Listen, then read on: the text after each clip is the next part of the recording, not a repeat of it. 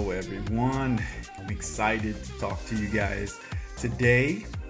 This is Disruptive PR, or Disruptive Public Relations. And typically we talk about public relations things, all things public relations, research, strategy, goal, objectives, all of that good stuff, and crisis management. But today we're taking a change of pace and we're going to be talking to you today on the connected school, or marketing your school. Yes, that's right. Today we're going to be talking about marketing stuff. I know that's a little bit different than PR, but hey, we think that this will be a benefit to you as a school administrator, as a teacher, as a board member, as an individual who sits at home in school. We think that these strategies and things will be something that will be beneficial to you.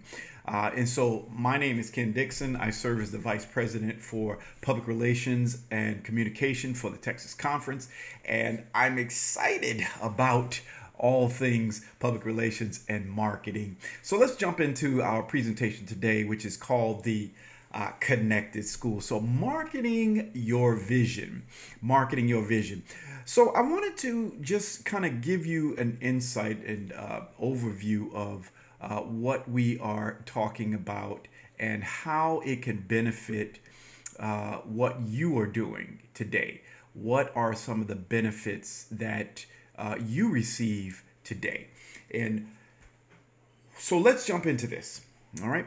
So as we're talking about marketing, we need to make sure that we understand that there is a process for doing things.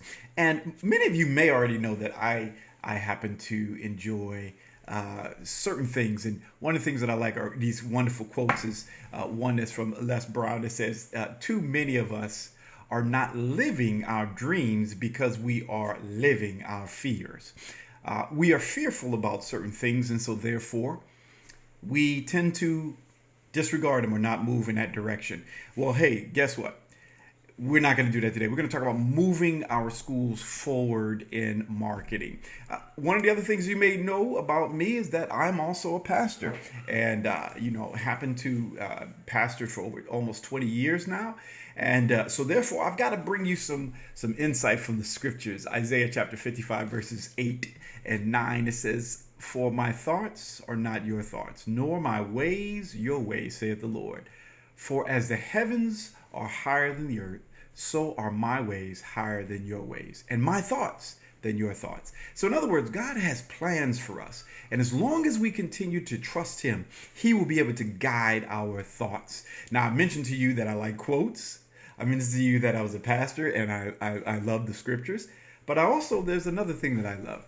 And it's not the coronavirus, but I'm going to tell you in a minute. But we're living in a time in which our lives have been disrupted by a pandemic. So ultimately, how do we market our schools during a pandemic or any other time? How do we do this? Well, the third thing is that I love cycling. I love it. I enjoy it. I do a lot of it. I also ride for Adventist education.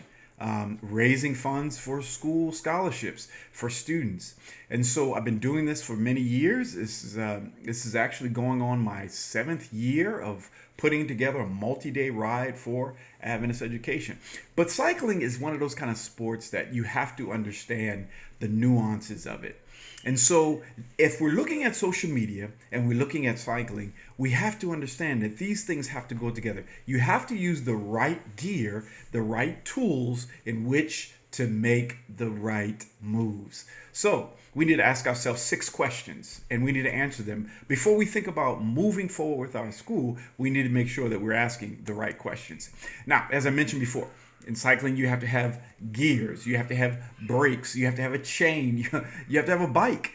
But all these things play an important role in making sure that the bike moves smoothly down the road, up the hill, down the hill, all of these different things. So it's important that we have the right gear. So in order for us to drive our strategy, we have to ask the questions about what do we want to do? Okay, I know we say we want to grow our schools, we want to have more students, but how are we going about doing that? The questions to drive your marketing strategy must be the first things that you ask before you actually put any post out, put any video out, before anything. You have to have a strategy.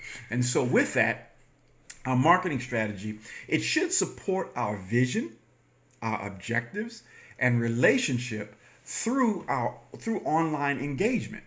See, marketing is used as an extension of what we're already doing well. If you're not doing anything well, you got to figure out what you can do well.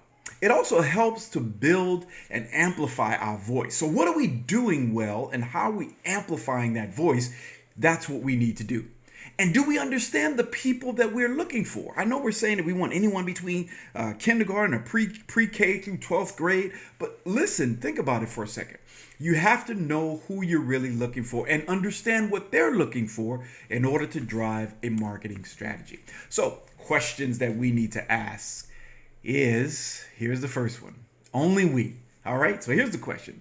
And can you answer this question? Only we. What is only we? Well, only we is, why do students return to your school? So you've got a group of students that you have, and why do they come back every year? Is it because you're the best thing in town? Is it because you're the cheapest tuition? Is it because you offer Jesus? Is it because they have to go there? What are the reasons? Why do students return to your school? So we only means that students return to us because we're the only ones that provide, boom, for them. Okay? All right? Is your school safe to return to? Now, we're in a pandemic. We don't know how long it's going to last, but this can go for not just a pandemic, but also safety issues. Is your school safe? Are there hazards around your school? Is this school safe to return to?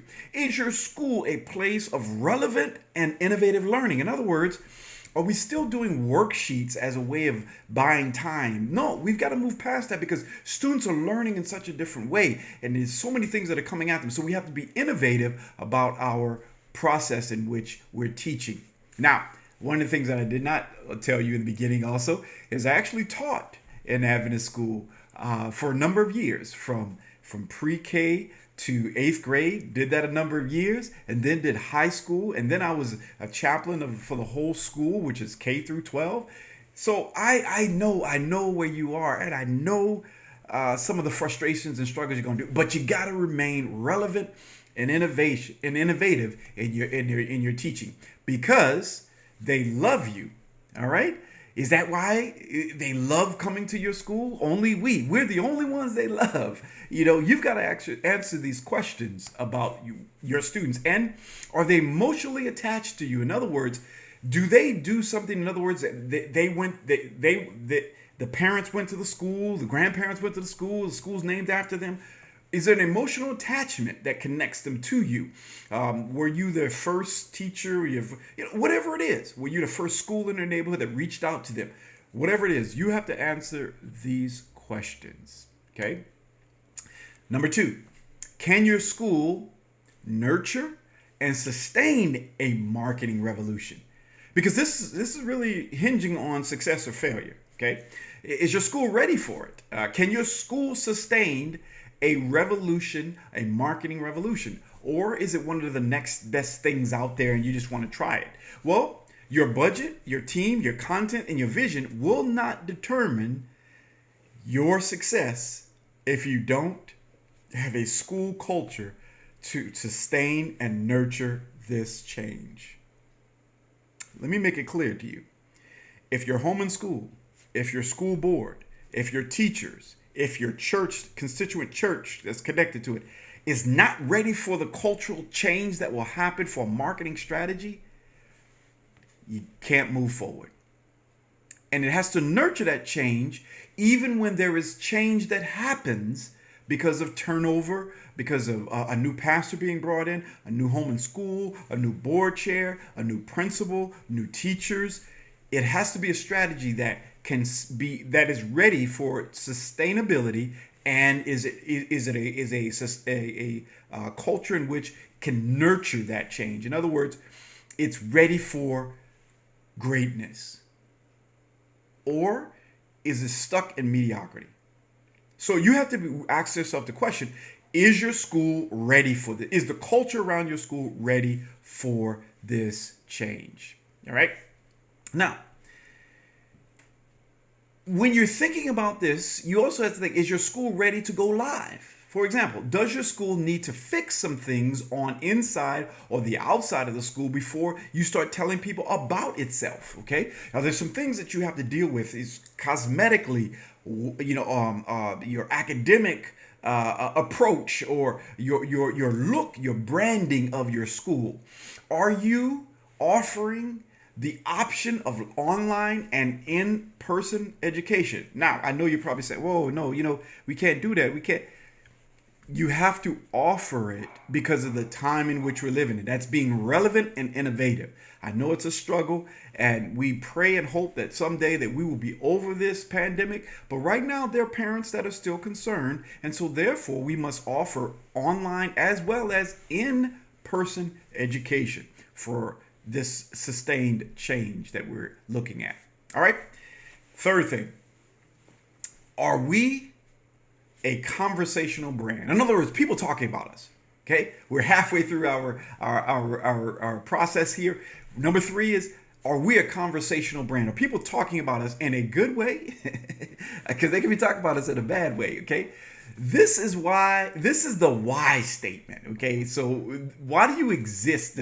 But this is the why statement. Our school exists so that, you see what I'm saying? It's the why statement. We exist to empower students so that they can be successful in the future and eternity. However, whatever it is, it's the why statement. It's the 3-second, it's the 30-second, it's the 1-minute elevator pitch that you're giving. Is your school, does it have that brand that people are talking about? Say, man, I gotta be a part of that. Okay, this is the why statement. Okay, let me give you an example. Okay, we are a catalyst for deeper relationships and stronger community connections.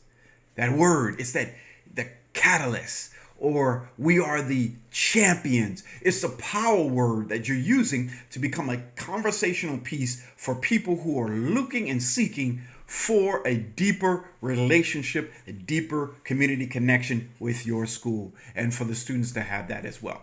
Okay, are you a conversational brand, or could you become one? See, you may not be one now, but there is hope. You may still be able to become one. So, what do people seek in an educational system today? Okay, are you able to provide it? So you've got to ask questions to your community. And can it be seen on your website and when people walk through your doors? That's important because the message that you're sending out through channels has to be the same what people see when they go to your website or walk through your doors. And does the community talk about you in a positive way? And do they brag about your school? In other words, is your school doing something that if it burned down, that the community would rally to build it back up? That's in essence, are you a conversational brand in a good and positive way? That's what we're talking about when we say, are you a conversational brand? Or could you become one? All right. Now, can it work for your school? You must weigh the risk and the investment. Why is that important? Because if you don't weigh the risk and the investment, you're going to waste time. All right. You've got to count the cost. All right. Number 4, where are your potential students and your competitors?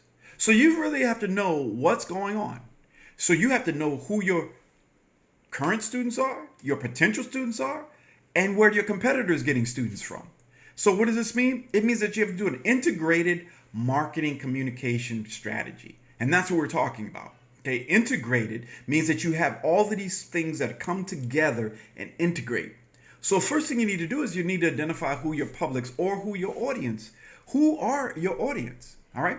So you have internal publics, which is your current students, your faculty, staff, board of trustees, vendors, contractors, anyone that is inside your communication, inside your group internal people who connect on the inside to keep things rolling. Okay, your home and school, all of these individuals that connect on the inside. Then you have to think about who are your external. Obviously, your parents of current students and also future students, prospective students, alumni, other institutions in your area, school institutions, influencers. In other words, influencers are people who have influence in the community, influence in the church, and influence in other educational realms, governmental areas, church community, media outlet. All of these are individuals that play an important role as become external publics that you have to think about when you're doing your marketing strategy as well. So when we're talking about target marketing, what are we saying? What are we saying is that we're creating what is called a persona. We connect with individuals and find out what they're looking for and see if it's something that we can offer. I created a couple of fictitious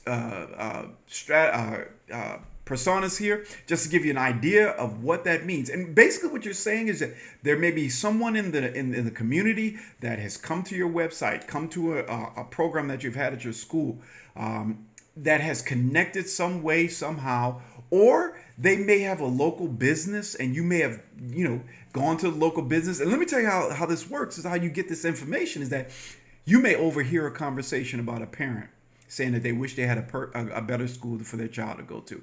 You may come across a business that may be speaking about, man, I wish I could pour into young people for the future.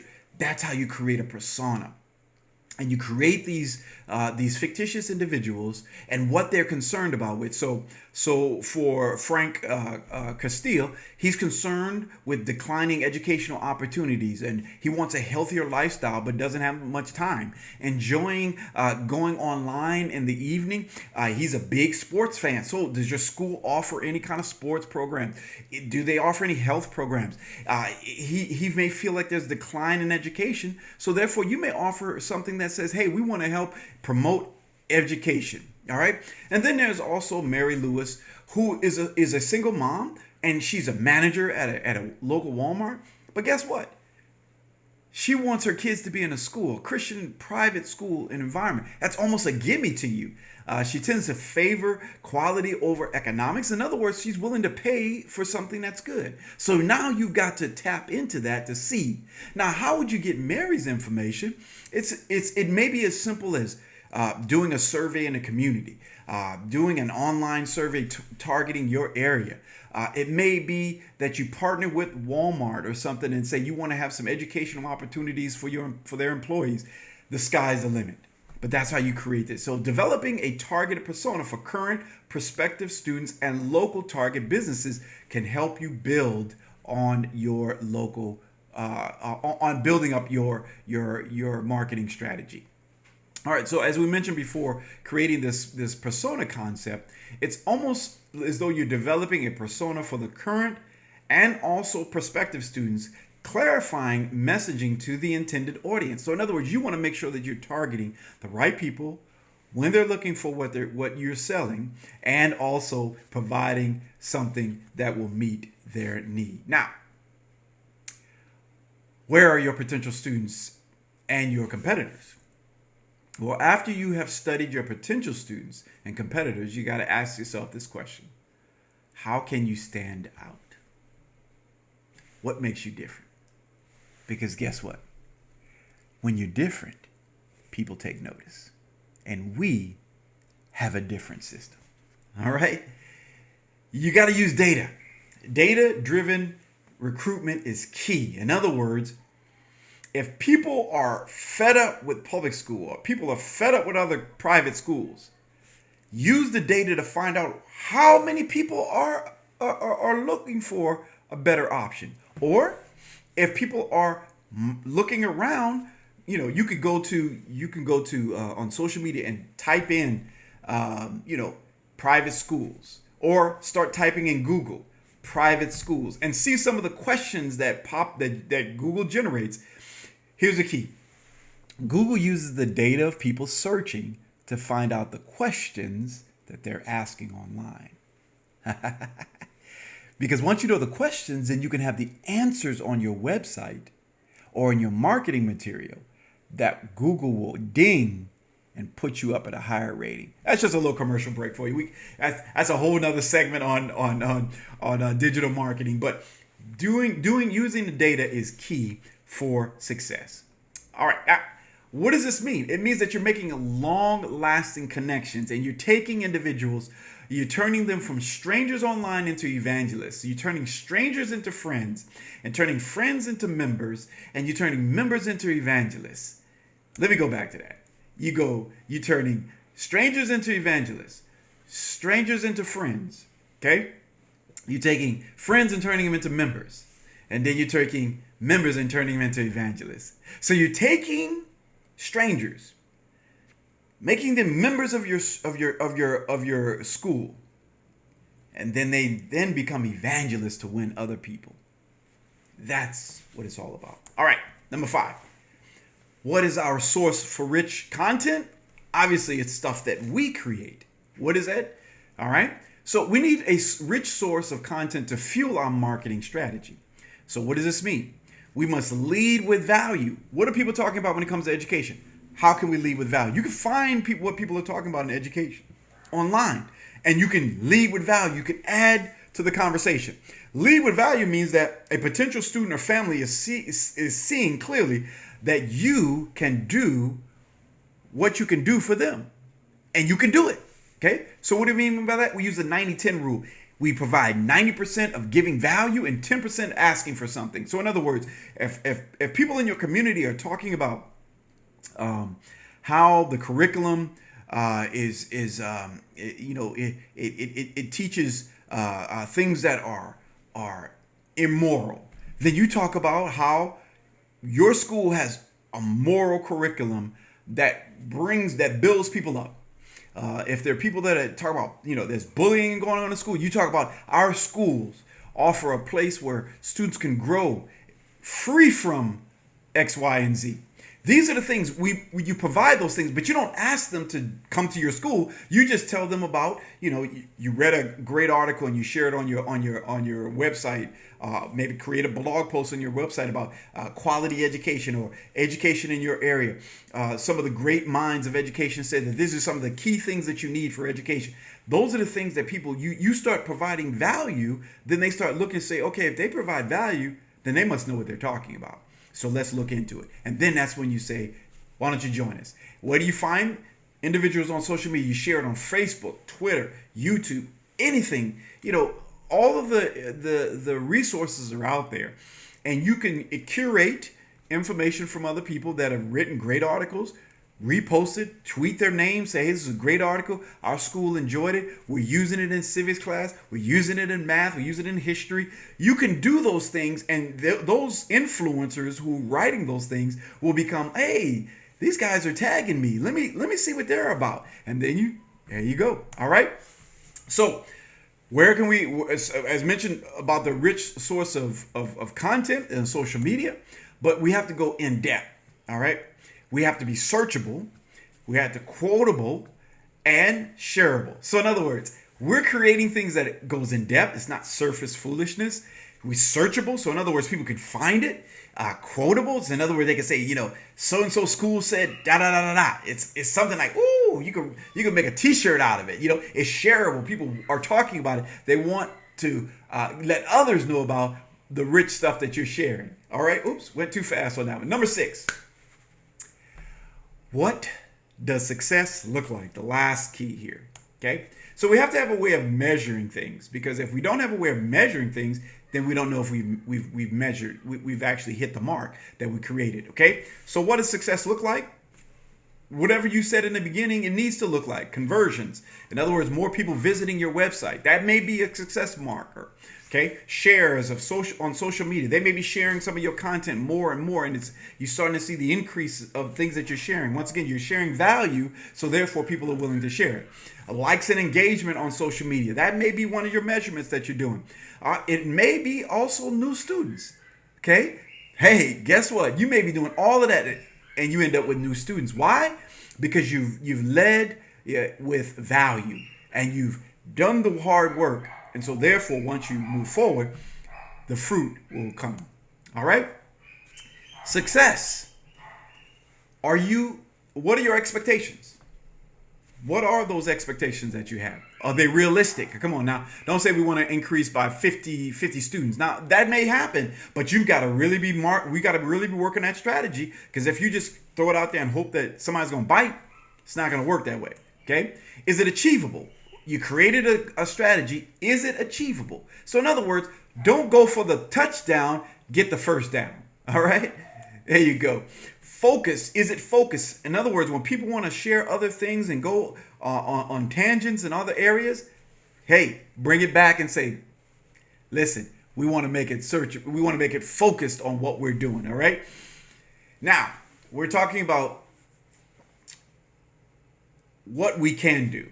So here's some things that we can do. I always want to leave people with some things that they can do immediately. Okay, first of all, update your website. If it's outdated, if it's outdated information, outdated pictures, outdated all kind of stuff on there, update it. Have an open house. Okay, if you're not if people aren't comfortable with coming, have both an in-house and an online open house. Use a digital brochure. In other words, people go to your website, download a brochure. There's digital materials such as videos. Create a quick little video about your school. There's radio, there's direct mailing, there's social media. There's obviously data-driven content out there, and you want to make sure you use that. And you want to use your parents, your churches, your pastors, etc. Get people who can talk about your school. In other words, become value champions for your school. Let them wear the shirts. Let them walk around. Let them talk about everywhere they go. Let them be champions for your cause. All right? And when you do that, you lead with value. Now, one of the things that we want to make sure that we don't do, or what we want to make sure we're using the right tools for what we're trying to do. So you don't want to cut bread with a sword when you can use a little butter knife. All right. So you want to use the things that are right there at your disposal: Instagram, Facebook, Snapchat, Twitter, YouTube, Vimeo, Hootsuite, and Buffer. Website. There's so many programs out there, but these are the main ones that people go to. And if you use all of the socials to drive people to your website, you will have value. You will provide people with something that they can keep going back to over and over again. Because let me tell you, social media stuff does not live for very long. So you got to keep feeding the animal. You got to feed the beast. So put it on your website, curate it over time. Maybe next 6 months, do it again. Share that same article that you shared. You'll see you may get more people interested in it. All right. So those are the things that will make you, that will get you in the right direction so that you are successful in what you are doing. Listen, I'm so excited that I had this opportunity to share with you. Hey, if you have any questions, feel free. Contact me at the Texas Conference office. Here's my information. I enjoy to answer any questions you may have. And if you would like more content like this, just let me know, and we can do another webinar, another training on maybe digital marketing, how to market your school on social media, how to tweak up your website. Hey, just send us some questions and we would love to answer them, and we'd love to connect with you. Hey, thank you again. Once again, thank you for joining Disruptive Public Relations.